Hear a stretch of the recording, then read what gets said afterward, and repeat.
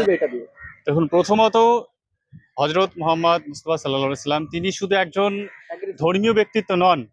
তিনি শুধুমাত্র একজন ধর্মীয় ব্যক্তিত্ব নন। সারা পৃথিবীর কোটি কোটি মানুষের পাশাপাশি কিন্তু যারা ইসলাম মানেন না, ইসলাম ধর্মে বিশ্বাস রাখেন না, তারাও কিন্তু তাকে বিশ্ব বরেণ্য মানুষ হিসাবে মেনে নিয়েছেন। কারণ আমরা দেখেছি এর আগে মাইকেল এইচ হার্ট বলে একজন বিখ্যাত লেখক, তিনি পৃথিবীর খ্যাতনামা 100 জন লোকের যে একটা লিস্ট তালিকা বের করেছেন, তার মধ্যে শীর্ষে রেখেছেন হযরত মুহাম্মদ মুস্তাফা সাল্লাল্লাহু আলাইহি সাল্লামকে, যেখানে তিনি একজন খ্রিস্টান হয়ে জিসাস ক্রাইস্টকে রাখেননি। অর্থাৎ এর মাধ্যমে এটাই বোঝা যায় যে শুধুমাত্র মুসলিমরা নয়, আপামর পুরো বিশ্ববাসী হযরত মুহাম্মদকে মানেন এবং তাকে শ্রদ্ধা করেন। কিন্তু এই জায়গায় বিজেপি সেই মহারাষ্ট্র ভোটের আগেই যে মন্তব্য গিরি মহারাজ এবং নীতিন নামের যে ব্যক্তিদের মন্তব্য এর আগে নুপুর শর্মা মন্তব্য করেছিল, এটা কিন্তু উদ্দেশ্য প্রণোদিত, যাতে একটা হিন্দু মুসলিম একটা দাঙ্গার একটা পরিস্থিতি সৃষ্টি করে একটা বিভিন্ন রকম আরোপ দিয়ে একটা ভোটের একটা খেলা খেলানো।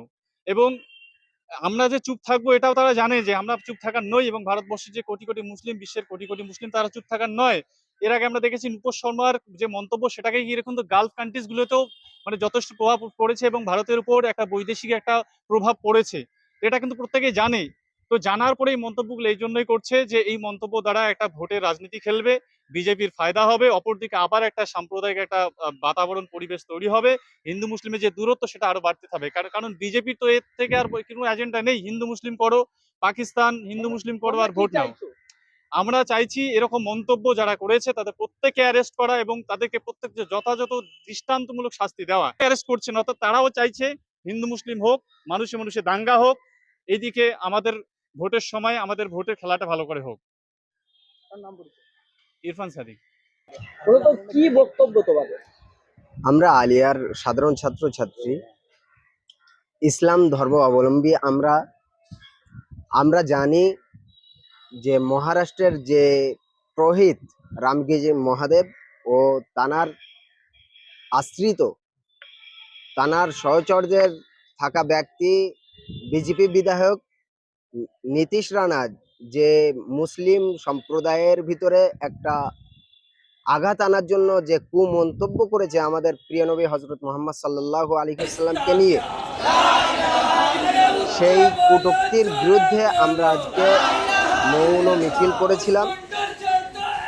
আমাদের দাবি একটাই, প্রিয় নবী হযরত মুহাম্মদ সাল্লাল্লাহু আলাইহি ওয়াসাল্লাম ছিলেন সমস্ত পৃথিবীর মানবকুলের শিরোমণি। জানার চরিত্রে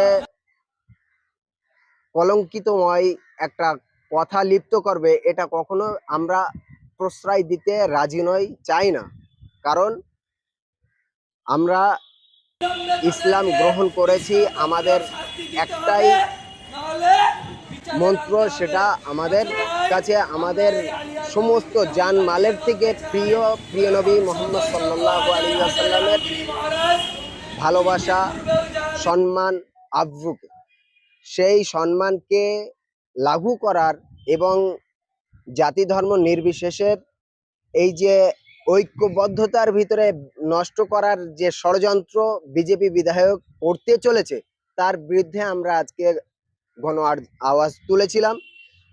আমরা চাই ভারত সরকার এই ষড়যন্ত্রকারীদেরকে কঠোরতম কঠোর শাস্তি দিক এবং উপযুক্ত ব্যবস্থা গ্রহণ করুক।